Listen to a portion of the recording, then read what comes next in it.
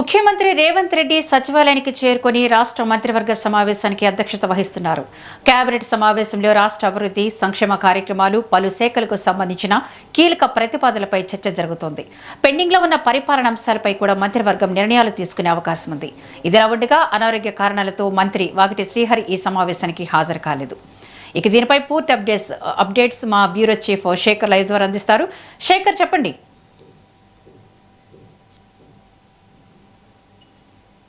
CM Revanth Reddy Revanth క్యాషం అయితే doctor BR Ambedkar Telangana సచివాలయంలో ప్రారంభమైంది.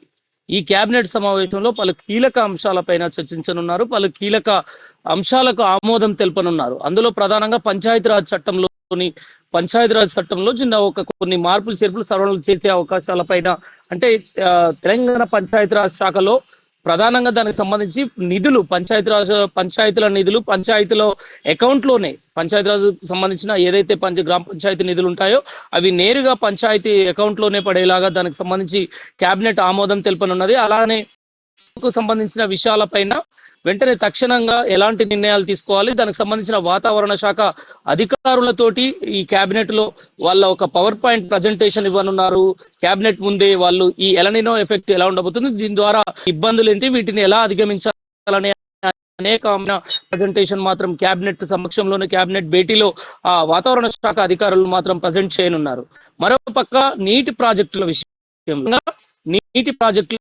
విషయోగతి పైన సమీక్ష చేయడానికి సంబంధించి ప్రాజెక్టుల పురోగతి ఎలా ముందుకు వెళ్తుంది, కాళేశ్వరం విషయం కావచ్చు, అనేక అంశాలపైన ఈ ప్రాజెక్టుల ధన్యవాదాల ప్రాజెక్టుల విషయం కావచ్చు, అనేక విషయంలో నీటి ప్రాజెక్టుల విషయంలో మూలకంగా చర్చించనున్నారు. మరోపక్క కృష్ణా గోదావరి జలాల వివాదాలని ఆ వివాదాలని సుప్రీంకోర్టు ద్వారా ఈ న్యాయ వ్యవస్థ ద్వారా కానీ ఎలా న్యాయపరమైన చిక్కుముళ్లను ఎలా ఎన్నుకోవాలి, ఎలాంటి నిర్ణయాలు తీసుకోవాలనే అంశాలపైన కేబినెట్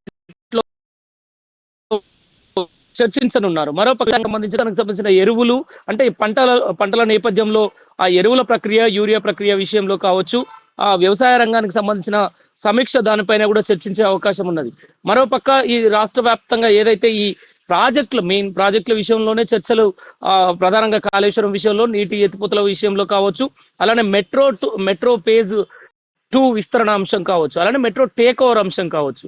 ఈ 2 అంశాలను, మెట్రో ఫేజ్ 2 విస్తరణకు సంబంధించిన అంశం, కేంద్రంలో పెండింగ్ లో ఉన్న అంశాలు, మెట్రో ఫేజ్ టేక్ ఓవర్ అంశంలో కూడా దానికి సంబంధించిన ఎందుకు ఆలస్యం, దానికి సంబంధించిన విషయాలపైన కూడా, అలానే ఎస్బీఐ బ్యాంక్ సంబంధించిన విషయాల్లో కూడా దానికి అనేక అంశాలను మాత్రం ఈరోజు కేబినెట్ లో ప్రధానంగా చర్చిస్తారు. అలానే ఈ పంచాయతీరాజ్ చట్టం విషయంలో మాత్రం కేబినెట్ ఆమోదం తెలుపనున్నది. దానికి సంబంధించిన పంచాయతీ నిధులు నేరుగా పంచాయతీ అకౌంట్ లో పడే విధంగా చర్యలు తీసుకునే విధంగా దానికి ఆమోదం తెలిపే అవకాశాలు ఉన్నాయి. అలానే పాలనా సౌలభ్యం విషయంలో, పాలనలో జరుగుతున్న, అంటే రాష్ట్ర ప్రభుత్వం చేపడుతున్న సంక్షేమ పథకాలపైన కూడా రివ్యూ, ప్రభుత్వం చేస్తున్న ఆ సంక్షేమ పథకాలు, విధి విధానాలు ఎలా అమలవుతున్న తీరుతెన్నులపైన ప్రజల నుంచి ఎలాంటి స్పందన వస్తుంది, ఇలా అనేక అంశాలపైన మాత్రం కేబినెట్ లో చర్చించనున్నారు.